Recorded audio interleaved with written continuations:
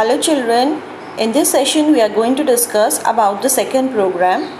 It is we have to write the HTML5 code with CSS to create a form to accept the name, age and email address from the user. Also we have to give a submit button to submit the data to the server. And the third part is the heading of the form should have a background color. It should be of a different color and a different font style. So first of all, we will create an output of this particular program. So our output will look like this. Okay, so you will have the student details aligned at the center, and then you will enter all the three input fields. First you will be entering your name. Now here you can use some extra input restrictions or validations, like when you are entering your name, then you can also add a new value like autocomplete. Then when you are entering your age, you can have a restriction of the property of min, where the age will be more than 1 and it will not be less than 0 or 0. So at least you can give here the min property, which will restrict the user from entering a value lesser than 1. Then when you are creating a feed for email address, use the new input type of email. So automatically the system will validate for the email format. It will check for that @ notation, and it will also validate your email address. So use the property of email for this email. Then when you are creating the submit button, try to use an image for the input type.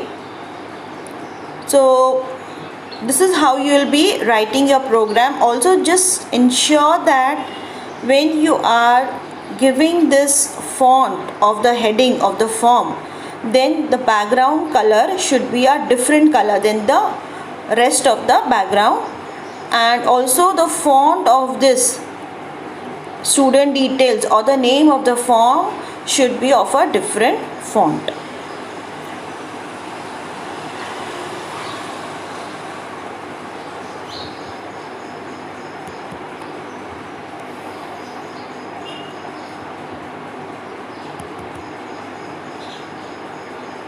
This is how you have to write the code for this student details form. I had already discussed about the output form. It should look like this. So this is how the final output looks like.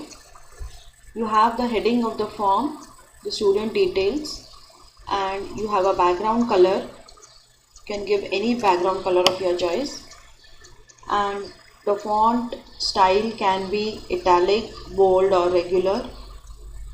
Then you are supposed to write your name, and there should be a text field which will allow the user to enter his or her name.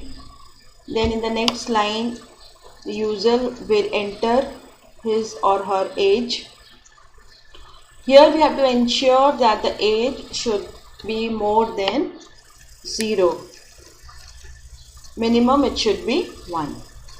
Then the next, the user is supposed to enter the email address.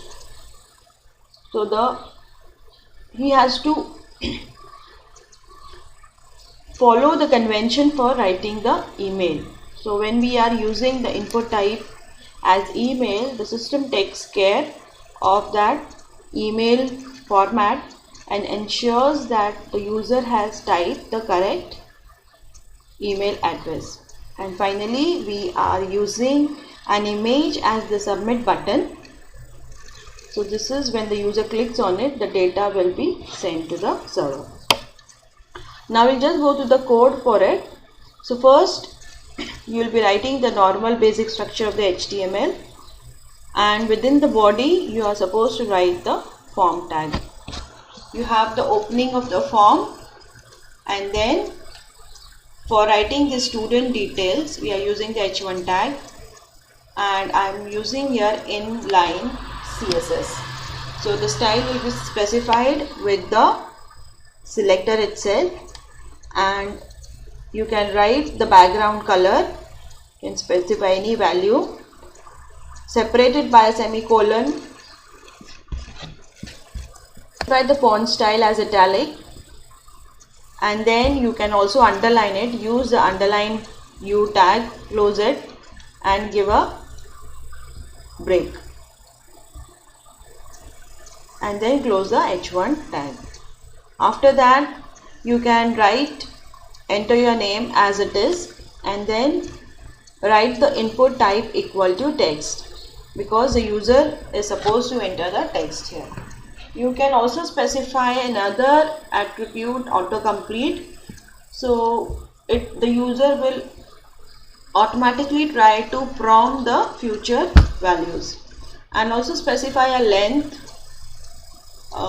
It can be 150, whatever you want to give, and then to come to the next line you have to give the break tag.